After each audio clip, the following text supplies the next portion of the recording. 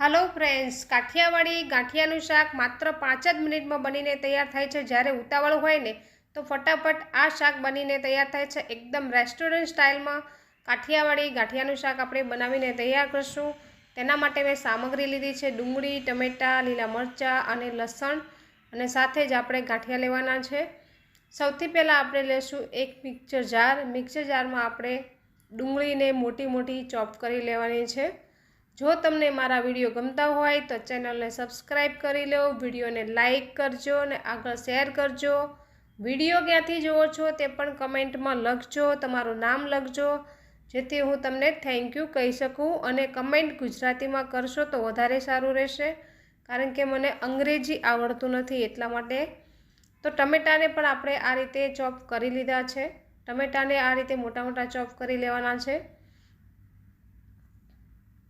હવે આપણે લીલા મરચાં પણ એડ કરી લઈશું। ડુંગળી, લીલા મરચાં, લસણ આ બધું જ આપણે આ ગ્રેવીમાં જ એડ કરવાનું છે, જેથી પાછળથી આપણે એડ કરવાની જરૂર નહીં પડે। તો 4 નંગ મેં લસણ લીધું છે અને 1 નંગ મેં લીલું મરચું લીધું છે। બહુ તીખાશ જોતી હોય તો તમે તમારા પ્રમાણે નાખી દેજો, અથવા તમારે ક્વોન્ટિટી પ્રમાણે મસાલો વધારો ઓછો કરવાનો રહેશે। એક આદુનો ટુકડો પણ એડ કરી લીધો છે। હવે આપણે ગ્રાઇન્ડ કરી લેશું।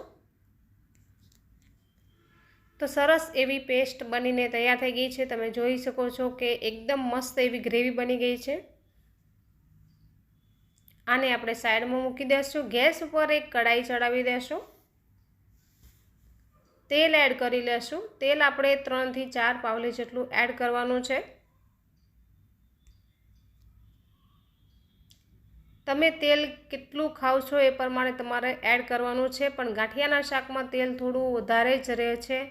ગાંઠિયા પી જાય છે ને તો નહીંતર શાક સારું નહીં બને, તો તેલનું પ્રમાણ થોડું વધારે રાખજો।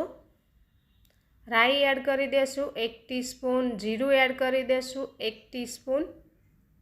આ બંને સરસ સતળાઈ જાય પછી આપણે હિંગ એડ કરી દેશું 1 ટીસ્પૂન।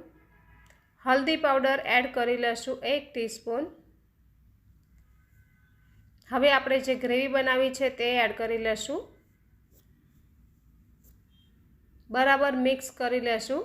તેલ સાથે ગ્રેવીને મિક્સ કરી લેવાની છે અને 2 થી 3 મિનિટ આપણે આ રીતે ચલાવતું રહેવાનું છે। 3 મિનિટ ચલાવ્યા પછી આપણે 1 ચમચી લાલ મરચું પાવડર એડ કરી લેશું।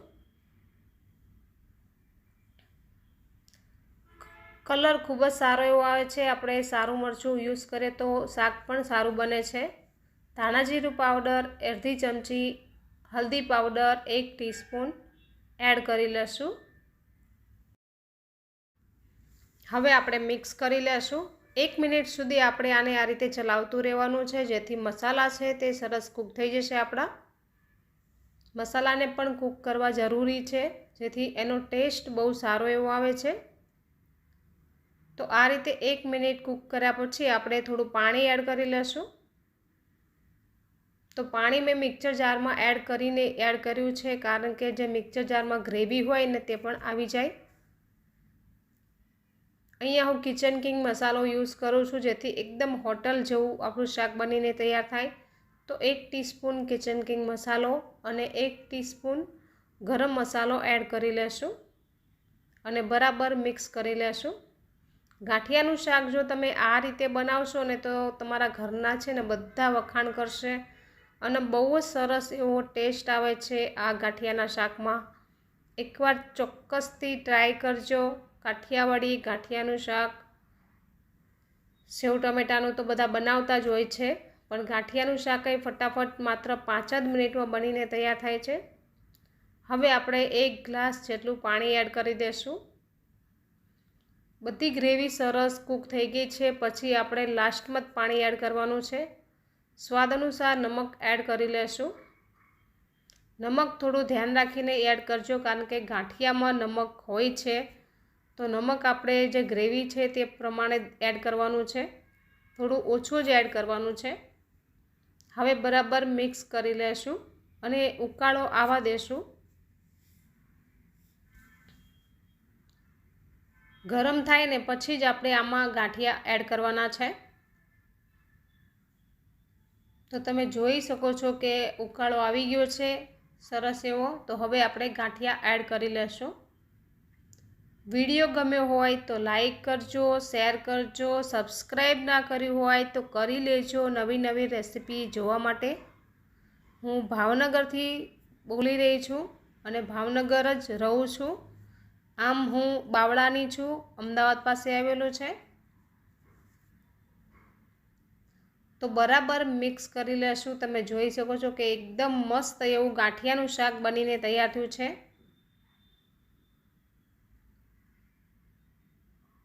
તો આ રીતે આપણે ગાંઠિયાનું શાક બનાવ્યું છે.